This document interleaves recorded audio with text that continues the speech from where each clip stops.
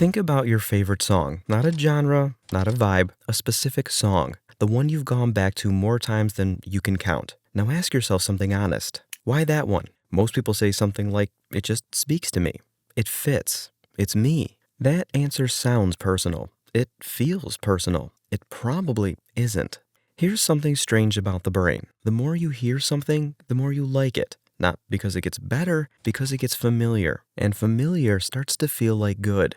Familiar starts to feel like yours. There's a name for it. Researchers call it the mere exposure effect. But the name doesn't really matter. What matters is that it's been quietly running in the background your whole life. The songs on repeat in your childhood home, the phrases your family used, the clothes you saw on the people around you before you had any opinion about clothes. You didn't choose any of that. You just absorbed it. And then one day, it became what you liked. Think about the last opinion you had that felt really solid.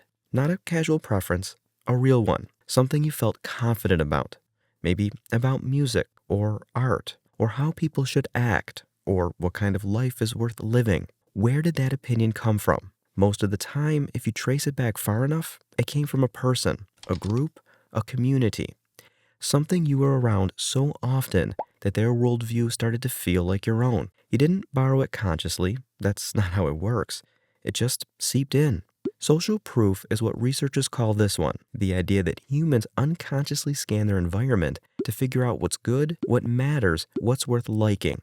It made sense once, when survival depended on reading the group correctly, when doing what others did kept you alive, but it doesn't turn off.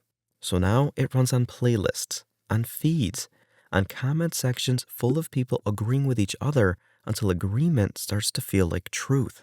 You see something loved by a lot of people. Something shifts, not all the way to liking it, but closer. And then you see it again and again, and one day you realize you kind of like it now.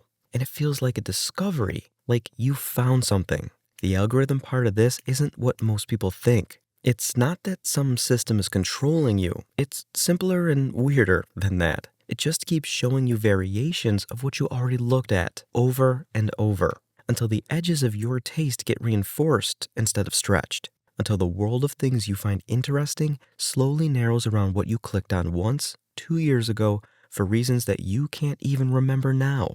Not manipulation, just repetition, which, as it turns out, is enough. Here's where it gets uncomfortable.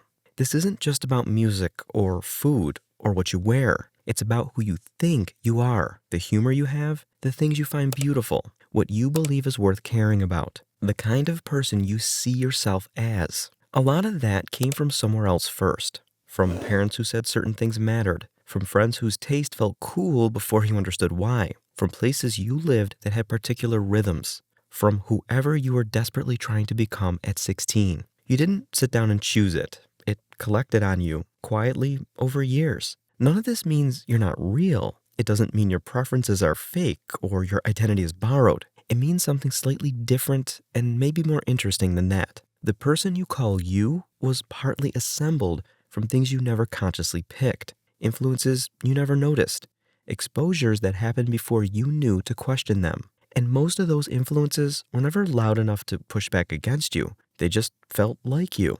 Maybe the most powerful things that shaped you weren't the big moments, not the choices you agonized over, not the turning points you remember. Maybe it was the slow accumulation of what was just around, what kept showing up, what got repeated until it felt like home.